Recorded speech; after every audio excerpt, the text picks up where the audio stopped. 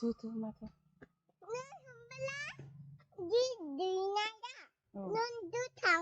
अच्छा चलो नै दाउखिखौ दैनो नामा औ दे ओरै होबाय नै फैदो दे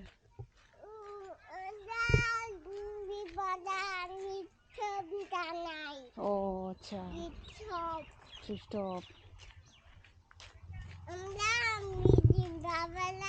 नै मोसौआ सनायसै नै मा फैदो नै मोसौआ नै फैदो खाबो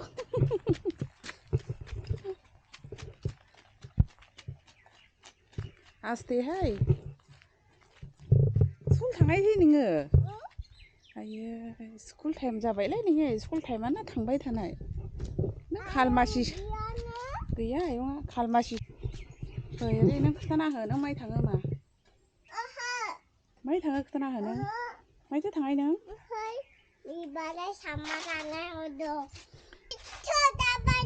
दादामोना हनै स्कुलनिफ्राय